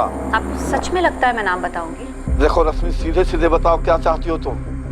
बड़ी हैरत होती है मुझे लक्ष्मण जी, आप मीडिया में औरतों की सेफ्टी, मर्यादा वगैरह वगैरह को लेकर कितने स्टेटमेंट्स देते रहते हैं। वैसे तुम भी तो अपने आप को सोशल वर्कर कहते हो, और हरकतें देखो एक मामूली ब्लैकमेलर की। और आपकी हरकतें तो अवार्ड विनिंग है ना सर जी। सुनो, एक दूसरे को ताने मारने से बेहतर है कि सीधे सीधे बताओ कितना पैसा चाहिए तुम। कितना दे सकते हो लक्ष्मण जी? भाई जी ये जरूर सुनीता की हरकत हो।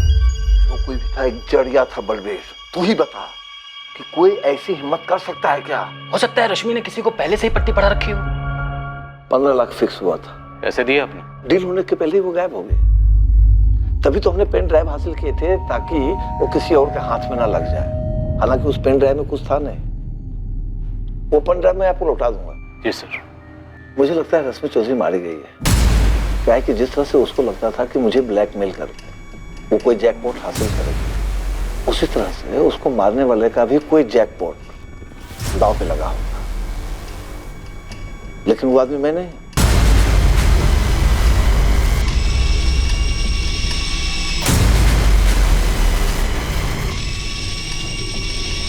डीसीपी साहब, हमने सारी बात आपके इंस्पेक्टर को साफ साफ बता दिया। इसके बाद इस केस में हमारा नाम आना ही नहीं चाहिए। सर इतना सब कुछ साफ साफ बोल रहा है, मतलब सच ही बोल रहा होगा? हर संदिग्ध यही कहता है कि वो सच बोल रहा है।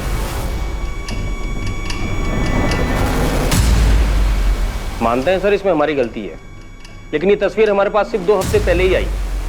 तब तक वो लवारिस लाश हम सबके दिमाग से उतर गई थी। और वो लवारिस लाश रश्मि चौधरी की थी? जी सर, हमारे पास लाश की तस्वीरें हैं। सर 22 जुलाई की सुबह यहाँ पटना से ही लाश मिली, यही पास के जंगल से, लेकिन अंश हमने बचा के रखे ताकि डीएनए टेस्टिंग में काम आ सके। तो मैं रश्मि चौधरी की बॉडी 22 जुलाई को मिल गई थी, जबकि उसकी मिसिंग कंप्लेंट 29 जुलाई को फाइल की गई। 7 दिन। 7 दिन तक किसी को पता नहीं था कि रश्मि चौधरी कहाँ है और उसके साथ क्या हुआ है। 29 जुलाई को उसकी मिसिंग कंप्लेंट उसकी छोटी बहन खुशबू ने फाइल की थी। वही तो सर, काफ़ी दुर्भाग्यपूर्ण है।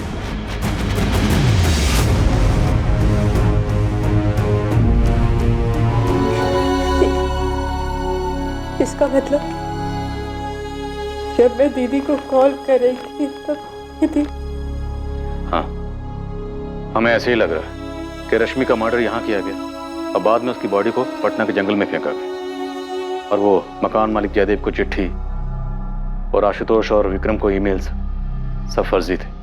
किसी और ने तुम्हारी दीदी के अकाउंट से वो मेल्स भेजे होंगे। और आप लोगों को इसकी भनक तक नहीं लगी।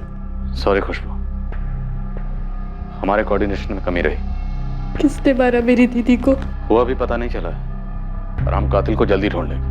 मैं बार बार कहती रही कि मेरी दीदी की जान खतरे में हो सकती है, लेकिन खुशबू मैं मानता हूँ हमारी गलती थी और हम शर्मिंदा हैं। लेकिन जिस दिन तुम हमारे पास अपनी दीदी की मिसिंग कंप्लेंट लिखवाने आई थी, तुम्हारी दीदी रश्मि का मर्डर उससे पहले हो चुका था। इतने दिनों से मैं इस ख्याल को आने से रोकती रही, फिर भी आ ही जाता था कि कहीं दीदी के साथ कुछ गलत तो नहीं हुआ होगा। और अब पता चला है कि ऐसा वाकई में हुआ था। सिर्फ संदिग्धों की लिस्ट से काम नहीं चलेगा, मुझे अरेस्ट चाहिए। सर इतना तो पक्का है, जो भी है रश्मि से जुड़ा हुआ है कोई, और मोटिव भी पर्सनल से जुड़ा हुआ है। तो जल्दी से जल्दी अरेस्ट करो कातिल को। मैंने सारे स्टेटमेंट्स पढ़े हैं, निखिल आचार्य का नाम है इसमें। जो सर ये अभी भी हमारे राडार में है। एक्टर वैक्टर है क्या? जी सर।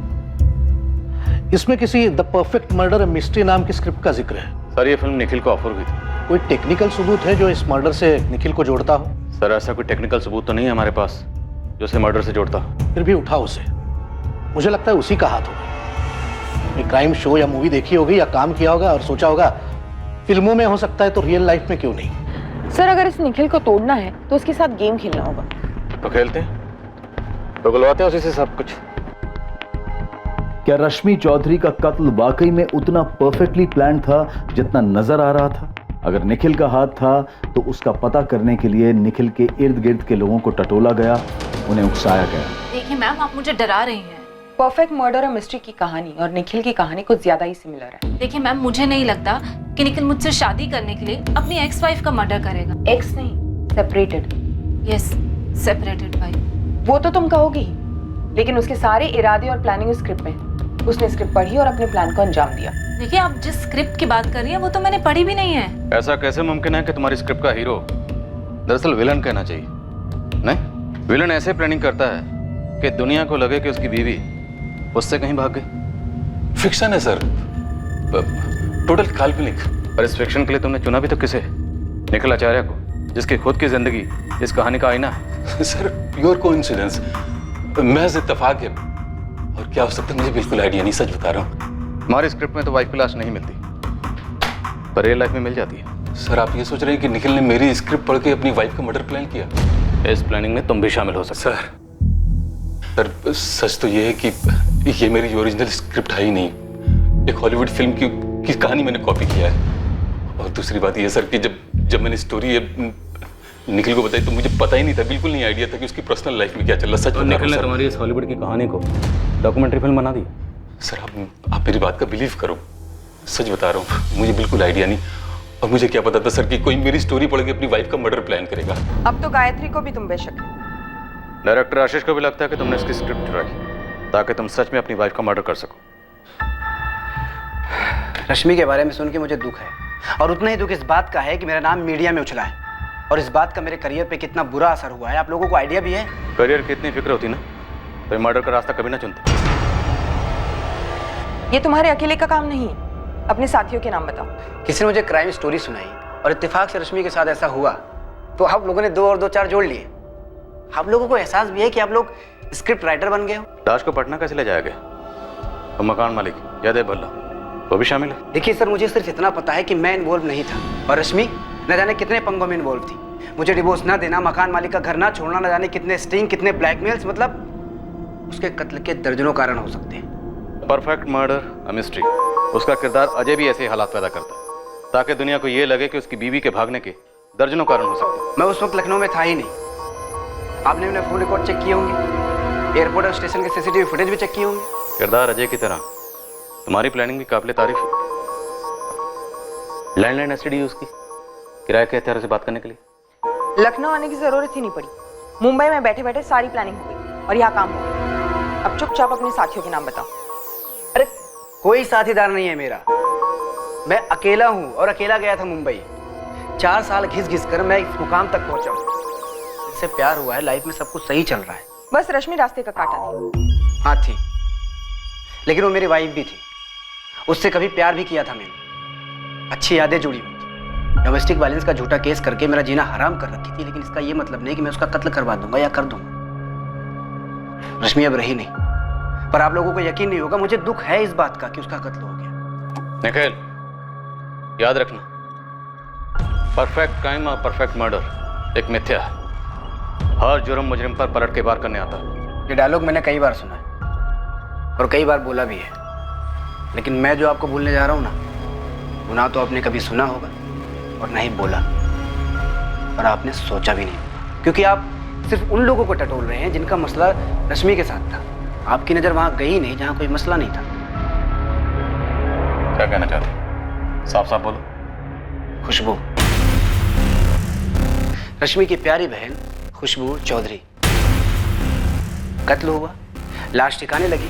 उसके 4 दिन बाद मैडम खुशबू आप लोगों के पास आती हैं और चारों दिशाओं में फायर करती है। मेरी तरफ, जयदेव जी की तरफ, एडवोकेट आशुतोष की तरफ, उसके एनजीओ के बॉस विक्रम की तरफ, स्टिंग ऑपरेशन की तरफ, और फिर ये सभी एक दूसरे पर निशाना साधते। पर मैडम खुशबू वो आपकी रडार से पूरी तरह बाहर रहती है। तो तुम ये कह रहे हो कि इस खुशबू और रश्मि के बीच कोई छुपा हुआ मसला था? या ये एंगल हमारी स्क्रिप्ट की उपज है? यही एक एंगल है जो स्क्रिप्ट में नहीं है इंस्पेक्टर। स्क्रिप्ट में नहीं है तो क्या नया एंगल जोड़ रहा है?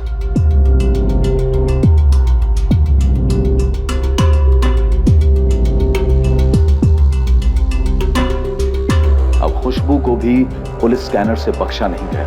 क्या खुशबू और रश्मि के बीच वाकई कोई मसला था जो उन दोनों के अलावा और कोई नहीं जानता था? खुशबू ने जब अपनी बहन की खोज शुरू की थी, पुलिस ने उस समय के उसके पदचिन्ह नापना शुरू कर दिए। अब पुलिस खोज रही थी वो मिसिंग कड़ी जो शायद खुशबू को इस जुर्म से जोड़ने वाली थी। ये नई खोज पुलिस को दोबारा से एनजीओ के मालिक विक्रम सहगल से रश्मि के वकील आशुतोष राय तक ले गई, और घूम फिरकर पुलिस फिर से मकान मालिक जयदेव भल्ला तक पहुंची। शक की सुई घूमती जा रही थी, रुकने का नाम नहीं ले रही थी, और कातिल का नाम सामने नहीं आ रहा था। इतने सारे संदिग्ध, कुछ बड़े जाहिर से मकसद, लेकिन फिर भी इस मर्डर केस के मुजरिम की कोई खबर नहीं। क्या यह वाकई में एक परफेक्ट मर्डर था? इस जुर्म को अंजाम देने वाला दिमाग इस जुर्म को सुलझाने वाले दिमागों को मात दे गया था,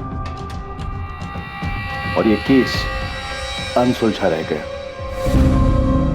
उन कई केसेस की तरह जहां काफी बारीकी की तहकीकात और पूछताछ के बावजूद मुजरिम हाथ नहीं लगता, लेकिन कोई जुर्म ऐसा नहीं है जो परफेक्ट मर्डर होता है।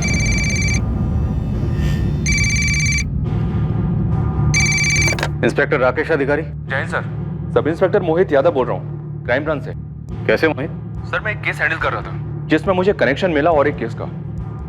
इन्वेस्टिगेशन के दौरान पता चला वो केस तो आपका था, वो रश्मि चौधरी मर्डर केस।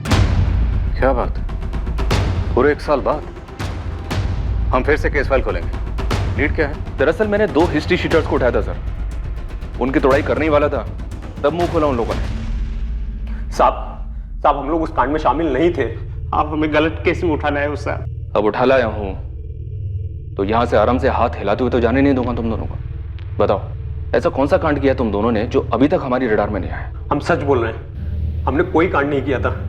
हम लोग तो खुद का कुछ कानूनी शुरू करने के चक्कर में हैं। राजू, मयंक, तुम दोनों सच बोलोगे तो रात को सोने को मिलेगा, सुबह उठोगे दुनिया बुरी नहीं लगेगी, और अगर झूठ बोलोगे तो तुम दोनों अच्छी तरह से जानते हो कि यहाँ पे क्या होगा। सर वो 1 साल पहले एक काम मिला था। मर्डर?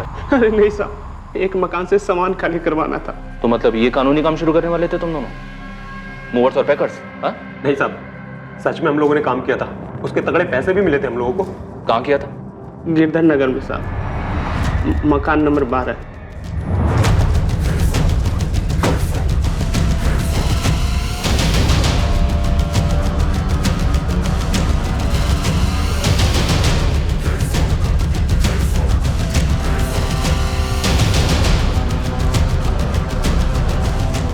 मकान किसका था, डिटेल दो।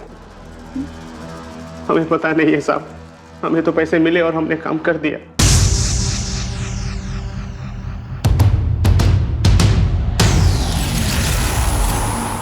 मुझे झूठ से ज्यादा नफरत आधे सच से है। सच बोलो, कांड क्या था? साहब यही सच है, हम लोगों को नहीं पता कांड क्या था।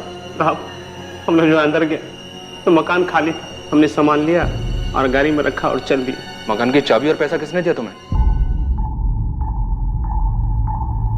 उन लोगों ने रश्मि चौधरी का घर 19 जुलाई की रात 20 जुलाई की सुबह खाली किया था। और 20 की सुबह को ही मकान मालिक जयदेव भल्ला को रश्मि की चिट्ठी और लिफाफे में मकान की चाबी मिली और अंदर से मकान पूरा साफ। तो मोहित, इस राजू और मयंक को यह काम सौंपा किसने था?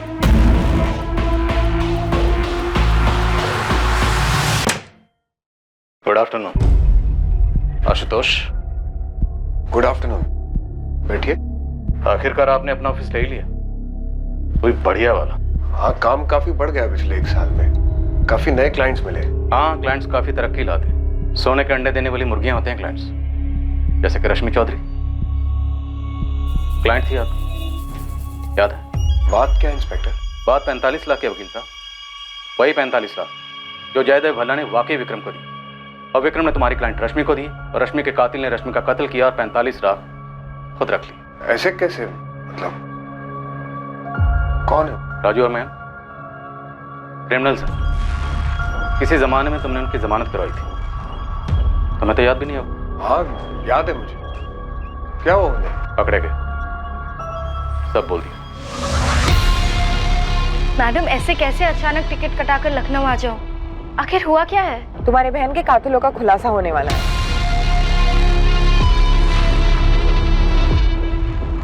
इससे पहले कि पुलिस आशुतोष राय को उठाने पहुंचती, उन्होंने उस कनेक्शन और उस चाबी को उठा लिया था जो आशुतोष को केस के साथ साफ साफ जोड़ रही थी। लेकिन क्या आशुतोष ने ही मर्डर किया था या माजरा कुछ और ही था जो इस केस की अनसुलझी कड़ी थी? इंस्पेक्टर साहब, सर कुछ तो बोलेगी भी आप? बोला तो आपका जयदेव जी, लिफाफे के अंदर जो चाबी थी, चिट्ठी थी, उनके बारे में। बैठिए आराम से, नाश्ता पानी करिए, तब तक हम बाकी कड़ियां लेकर आ रहे हैं। आप कहानी पूरी करें।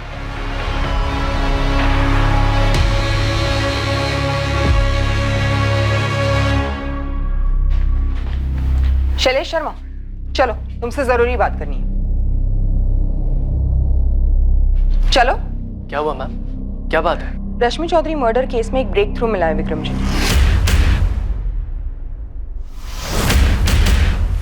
चाबी किसने दी थी? बर्फ।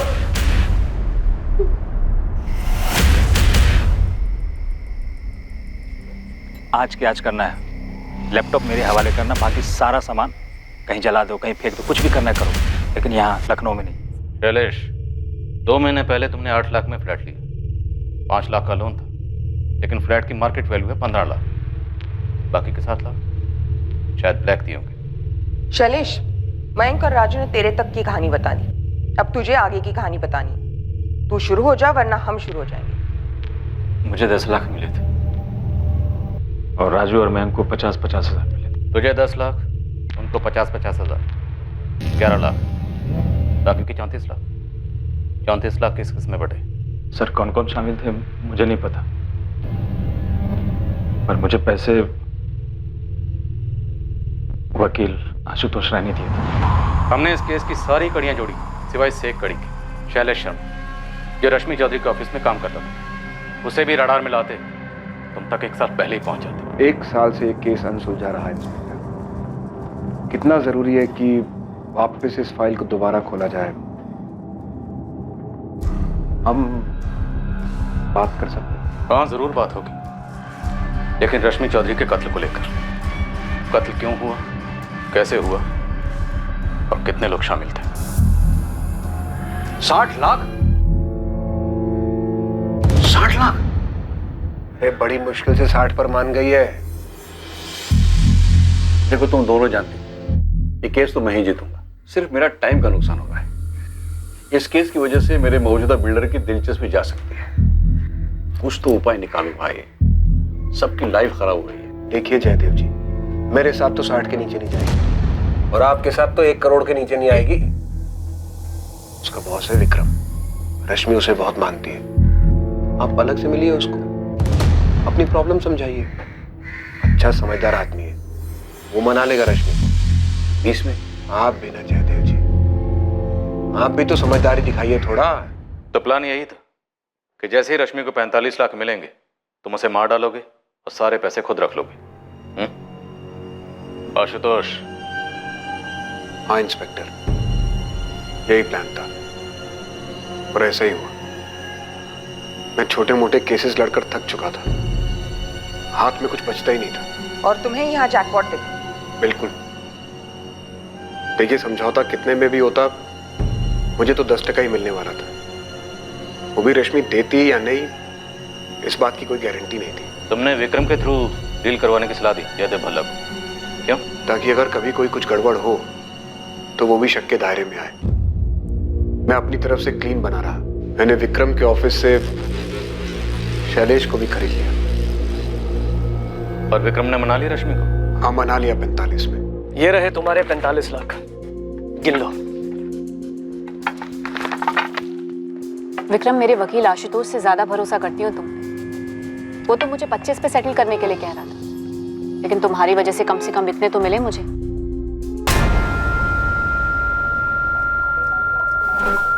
आशुतोष जी, रश्मि को विक्रम जी ने पूरे 45 लाख कैश पकड़ा दिए। और मकान खाली कब कर रही है? कह तो रही थी कि जल्दी करेगी, लेकिन मुझे नहीं लगता कि दूसरा घर मिलने के पहले ये घर खाली करेगी। गुड।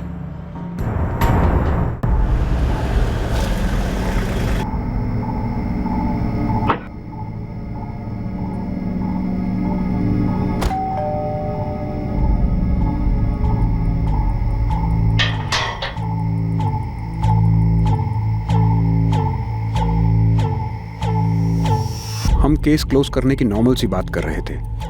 पहले रश्मि को थोड़ा शक सा हुआ कि मैं शैलेश को साथ क्यों ले आया था। मैंने बात टाल दी और मौके का इंतजार किया। उसे तो खैर भनक तक नहीं थी कि क्या होने जा रहा है। मैं लाश को पटना ले गया और पीछे से शैलेश ने मकान साफ करवाया। शैलेश ने रश्मि के लैपटॉप से उसी के ईमेल एड्रेस से वो 2 ईमेल्स भेजे, एक मुझे, एक विक्रम को।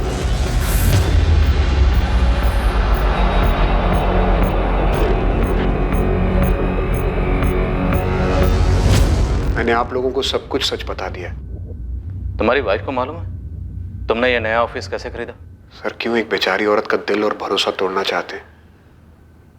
कहिए, क्या कीमत लेंगे इस केस को सेटल करने की?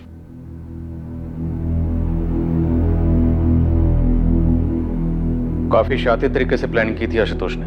जब जयदेव अंकल ने कहा था कि लिफाफा छोड़ा एक चिट्ठी और चाबी के साथ, मैंने तब के तब कहा था दीदी के साथ कुछ गलत हुआ होगा।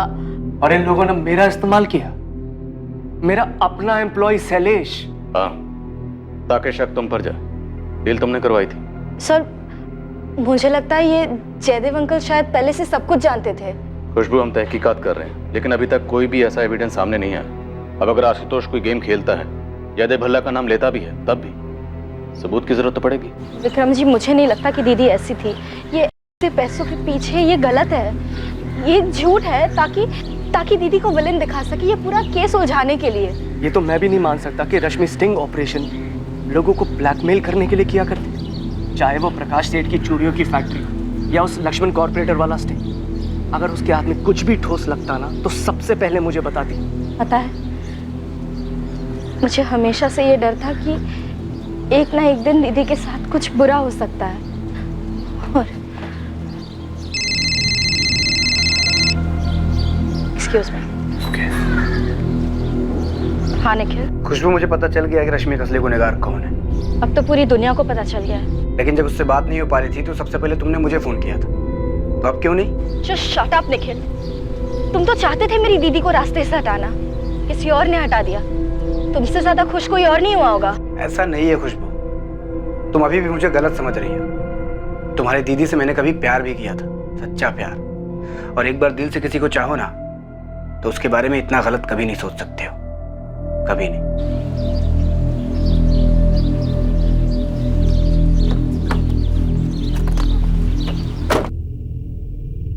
आशुतोष राय और शैलेश शर्मा पर रश्मि चौधरी के मर्डर का चार्ज लगा है और साथ ही सबूत मिटाने का चार्ज भी लगाया गया है। इस बात की तहकीकात चल रही है कि क्या जयदेव भल्ला रश्मि के कत्ल के बारे में जानता था और उसने ये बात पुलिस से छुपाई थी। पैसा लोगों से कुछ भी करवा सकता है, जो कल्पना के बाहर हो, सोच के बाहर हो, वो भी करवा सकता है। और ये बात शायद सच है, लेकिन ये भी सच है कि जुर्म के जरिए हासिल किया गया धन आखिरकार मुजरिम के सुख चैन को खरीद लेता है। जुर्म की प्लानिंग के वक्त, उसे अंजाम देने के बाद, पैसा हाथ लगने के बाद मुजरिम को यह महसूस होता होगा कि उसके जीवन में एक जैकपॉट लग रहा है या लग गया है। लेकिन गलत तरीके से लगा जैकपॉट कभी ना कभी कानून को मुजरिम के दरवाजे तक पहुंचा ही देता है। ये कोई पहला केस नहीं है जहां मर्डर इन्वेस्टिगेशन काफी वक्त तक अनसुलझी रही, जिसका ब्रेक थ्रू पूरे 1 साल बाद मिला और मुजरिम रोशनी में लाए गए। कुछ केसेस में तो और भी समय लगता है, कभी 10 साल तो कभी 20 साल तो कभी उससे भी ज्यादा समय, लेकिन केस हल तो होता ही है। ऐसा क्यों होता है? कर्मा की थ्योरी, नियति का लिखा, या फिर महज एक इत्तेफाक कि मुजरिम पकड़ा ही जाता है। अब मैं अनूप सोनी आपसे विदा लेता हूं, फिर मुलाकात होगी एक और नए केस के साथ। और याद रखें, क्राइम और आपके बीच में सिर्फ इतना फर्क है कि आप कितने सतर्क हैं। सतर्क रहें, सुरक्षित रहें। जय हिंद। इस तरह के और भी एपिसोड देखने के लिए हमारे चैनल को सब्सक्राइब करें और बेल आइकन दबाना ना भूलें।